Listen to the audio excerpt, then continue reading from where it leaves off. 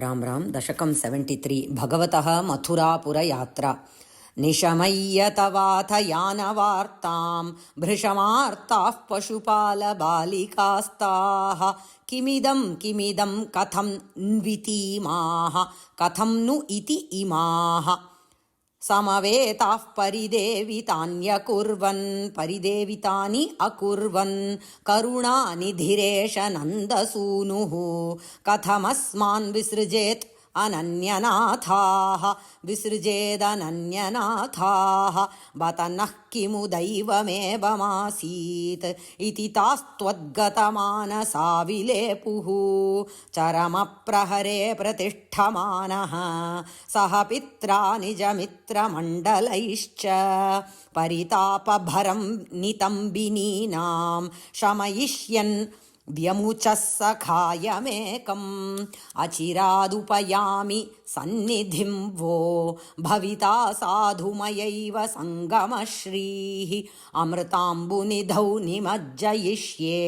द्रुतमित्याश्वसिता वधूः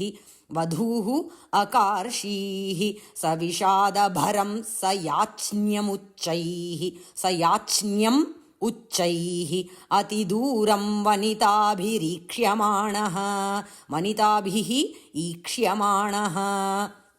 मृदु तद्दिशि पातयन् अपाङ्गान् सबलोऽक्रूररथेन निर्गतो भूः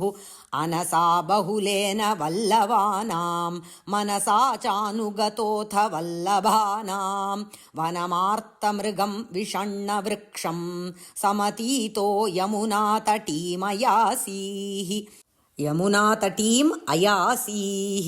नियमाय निमज्य वारिणि त्वाम् अभिवीक्ष्याथ रथेऽपि गान्धिनेयः विवशो जनि किं नु इदं विभोस्ते ननु चित्रं त्ववलोकनं समन्तात्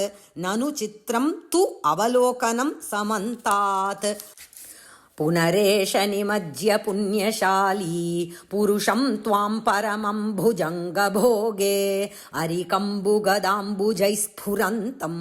सुरसिद्धौघपरीतमालुलोके स तदा परमात्मसौख्यसिन्धौ विनिमग्नः प्रणुवन् प्रकारभेदैः अविलोक्य पुनश्च हर्षसिन्धोः अनुवृत्त्या पुलकावृतो ययौ त्वाम् किमु शीतलिमा महाञ्जले यत् पुलकोऽसाविति चोदितेन तेन अतिहर्षनिरुत्तरेण सार्धं रथवासी